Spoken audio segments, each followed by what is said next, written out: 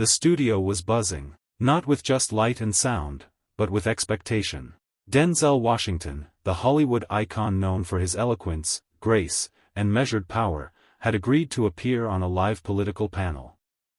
The producers thought it would be a respectful, even inspiring conversation between culture and policy. They didn't plan for Jasmine Crockett. Jasmine sat calmly in her seat, flipping through the notes she didn't need. Her preparation wasn't just paper, it was lived experience, sharpened instincts, and years of standing in rooms where the temperature shifted the moment she opened her mouth. She had done this dance before, but never with someone the public adored as much as Denzel. When Denzel walked on stage, the crowd erupted. The applause was thunderous. He smiled, waved, and took his seat across from Jasmine. The host barely had to introduce him. America already knew his face. But they didn't know what was about to happen. The conversation started light. Denzel spoke about values, responsibility, and returning to unity. He referenced Martin Luther King, touched on family, and praised faith. It was textbook Denzel, smooth, dignified, and careful. Then he said it. I think part of what's broken right now, he said, looking across the stage, is that people in politics today confuse fire with wisdom. They confuse noise with leadership. The camera cut to Jasmine. Her expression didn't change. Not a flinch. Not a blink. Just stillness. That dangerous, calculated stillness. She leaned in slightly. Are you suggesting that volume and fire have no place in truth-telling? She asked, voice low, but loaded. Denzel smiled, but this time, it was thinner. I'm saying some folks perform instead of lead. And that's when it changed. The air in the studio tightened. The audience felt it. Everyone watching at home felt it too. Because Jasmine Crockett wasn't going to let that pass. Not tonight. Jasmine didn't blink. Not once. Her eyes stayed locked on Denzel, like a trial attorney locking in on a witness who just slipped up under oath. Her voice, calm but heavy with weight, cut through the studio silence like a scalpel. Mr. Washington, she said slowly, I've stood in courtrooms where the only voice people heard was mine, because no one else cared to speak for the people they were ready to throw away. If that's performance to you, then I'd ask, who exactly gets to speak with fire in this country? A few in the audience gasped. Others leaned forward, sensing the line had been crossed, and Jasmine wasn't stepping back. Denzel adjusted in his seat. For a split second, the mask of composure cracked.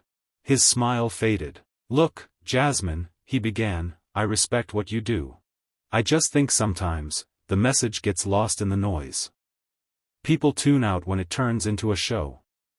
Jasmine tilted her head slightly, her stare unbroken. You mean people tune out when the message doesn't flatter them, she replied. Let me ask you something, Denzel. When you played Malcolm X, were you performing, or were you preaching? He hesitated. Because that fire, she continued, voice rising just enough to command the air, that was righteous. That was loud. That was thunder wrapped in truth. But when a black woman brings that same storm into Congress or onto a mic, suddenly it's a performance? Now the audience was dead quiet. Denzel didn't respond immediately. He looked down, then up again, this time without the smile.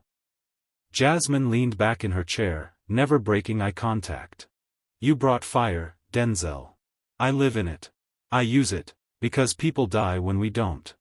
The host tried to pivot, clearly rattled by the heat in the room. But the energy had already shifted. This wasn't Hollywood anymore. This was Jasmine Crockett's courtroom. And the verdict was coming. Denzel shifted forward in his seat, elbows resting on his knees, fingers clasped. His usual charisma, cool, calculated, captivating, was cracking under the weight of Jasmine's unflinching presence. This wasn't just a disagreement anymore. This was a moment. And it belonged to her. You know, he said, his tone more grounded now, when I took on Malcolm, when I stood in that role, I knew I had a responsibility. But I also knew I was protected. Lights, takes, cuts. There's no second take in the chamber, is there? Jasmine offered a half smile. Not out of sarcasm. Out of recognition. That was the closest thing to an olive branch she needed. No second takes, she said. And no script. Just lives on the line. Bills written in silence. And decisions made behind closed doors while the people screaming outside are called too loud. The audience was gripped, not by conflict, but by clarity. What began as a clash was morphing into something deeper, a reckoning. But Jasmine, Denzel pressed gently, do you think your delivery ever overshadows your intent? Jasmine leaned in. When a building's on fire, Denzel, you don't whisper to the people inside. That line hit like a bell in the studio. Her voice softened, but the core remained steel. What I say is sharp because the blade has to cut through layers of comfort. And if my tone upsets those who benefit from the status quo, then I'm doing exactly what I'm supposed to do. Denzel nodded slowly. Not in defeat, but in realization. The camera zoomed out slightly. 2 black icons. 2 flames, different sources, same heat. And for the first time, the audience wasn't watching a debate. They were witnessing a transformation. One where Jasmine Crockett didn't just defend her fire. She made the room feel it. The air in the studio had shifted. Gone was the casual energy of a celebrity segment. Now, it felt like C-SPAN met civil rights history on a live broadcast. And Jasmine? She wasn't backing down. She was building. Denzel, she continued, her tone precise like a surgeon's scalpel, black women aren't given fire. We forge it. In courtrooms. In Congress. In the streets. Because nobody hands us power, we have to make people listen. Denzel raised an eyebrow. And you don't think that comes at a cost? She smirked. Of course it does. But silence costs more. The moderators shifted in their seat, unsure whether to intervene or just let this moment live. The audience, for their part, wasn't moving. They were glued, phone cameras recording, jaws clenched, some nodding slowly, others visibly stunned. Jasmine leaned forward, fingers steepled. Let me ask you something, she said, this time lowering her voice so it somehow felt louder. What happens when the people with microphones stay comfortable while the people outside are bleeding? Denzel paused. A long pause. And that silence, the kind no script could fill, spoke volumes. I guess, he said, voice steady but hushed, it's easier to play the hero than be one. The words hung in the air. Jasmine didn't gloat. She didn't flinch. She just let the truth sit. I don't need to be the hero, she said finally. I just need the fire to stay lit. Because if we lose that, we lose everything. The crowd burst into applause, not the polite kind, but the kind that comes from something broken being named out loud. It wasn't about one-upping Denzel anymore. It was about what Jasmine represented. The heat of history. And the warning that came with it. When the applause died down, Denzel shifted again, less defensive now, more reflective. The crowd could feel it. This wasn't a sparring match anymore. It was a mirror being held up, and everyone in the room had to look. You know, Jasmine, he said slowly, I've spent years telling stories. Some that challenged power. Some that honored it. But watching you, this isn't a story. This is the front line. Jasmine tilted her head slightly, her eyes locked on him. Then maybe it's time more people left the screen and joined the fire. The line hit harder than anyone expected. A few people in the audience let out low murmurs of surprise, some out of discomfort, some out of awe. Denzel smiled, not mockingly, but with a humility that made him seem more real than ever before. You calling me out? I'm calling everyone out, she said. Because I'm tired of the disconnect. Tired of watching people admire the struggle from a distance while we drown in it up close. Then, her voice dropped to a calm, steady rhythm, the kind that demanded attention not by force, but by truth. I don't need celebrities to post. I don't need polished statements. I need people with platforms to stand in the fire with us. Even if it means getting burned. Denzel rubbed his hands together, almost nervously. You want me in the fire? I want you honest, she said. The moderator finally jumped in, desperately trying to regain control. Let's take a quick break. But it was too late. The moment had already scorched its way into headlines. Denzel Washington, silenced, not by shame, but by self-awareness. Jasmine Crockett, unshaken, wielding truth like a torch. And in that raw silence between them, the world saw something rare. Two icons. One truth. And a fire that didn't flicker. It roared. The commercial break came, but no one moved. No one checked their phones. The room remained thick with the weight of what had just transpired. Denzel leaned back in his chair, arms crossed, not in defiance, but in contemplation. His public image was unshakable. But Jasmine hadn't come for the image. She had come for the conscience. Backstage producers whispered frantically, debating whether to steer the conversation back to a safer zone. Maybe talk movies. Maybe pivot to humor. But the damage, if you could call truth damage, had already been done.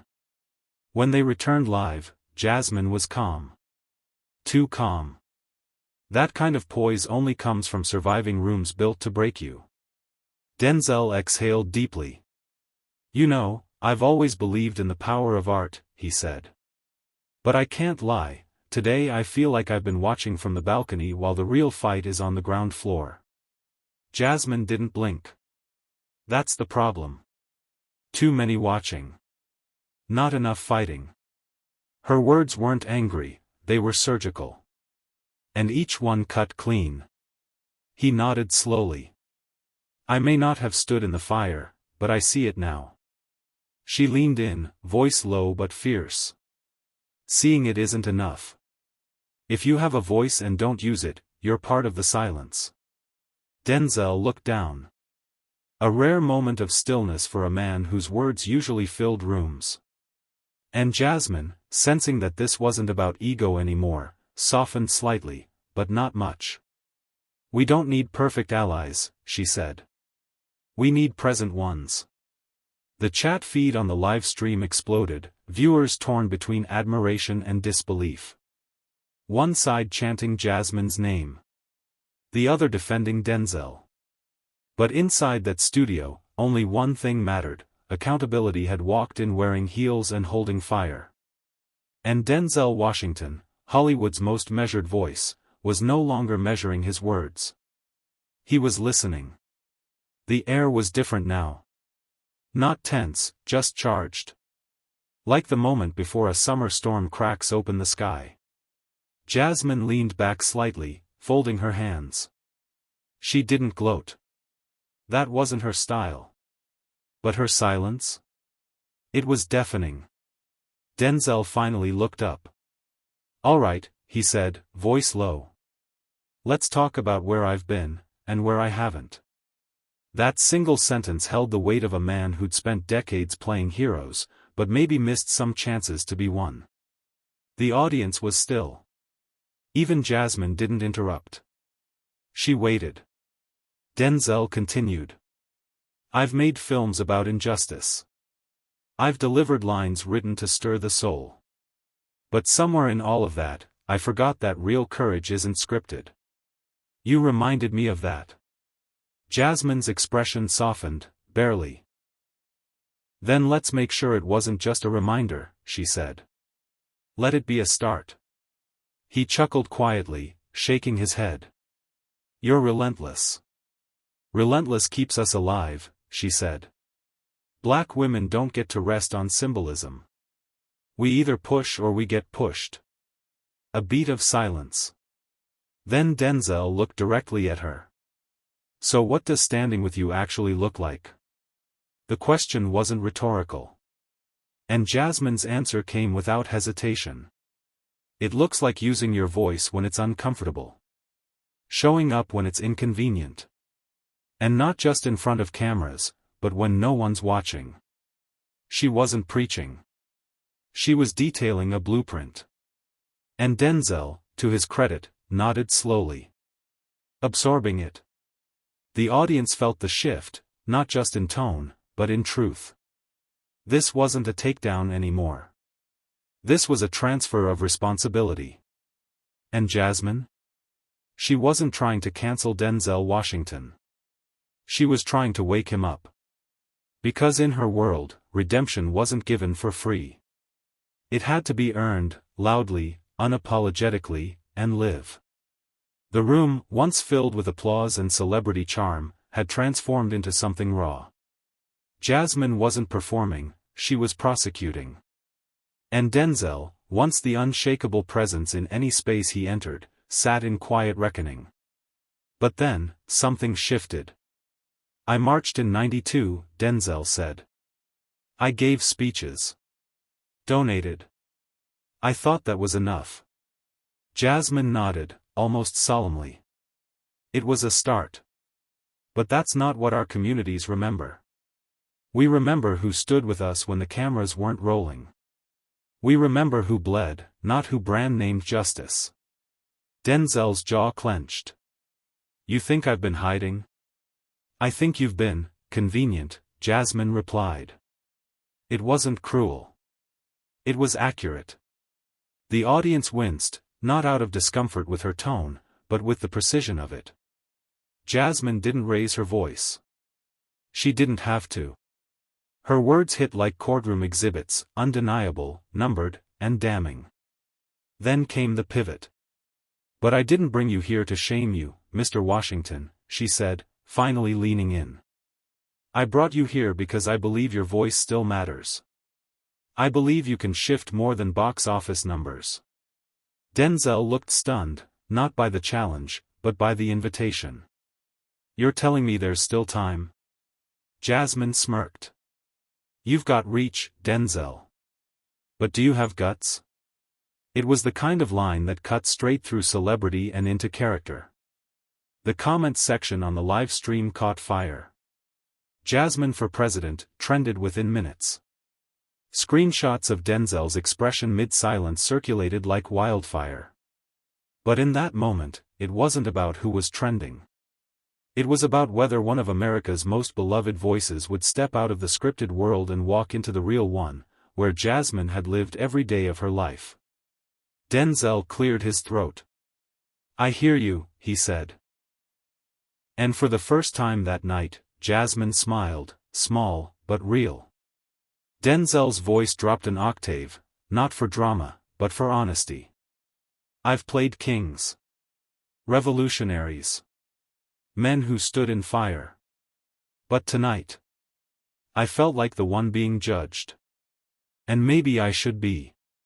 Jasmine leaned back slightly, arms still crossed. Her silence, at once piercing and gracious, gave him space.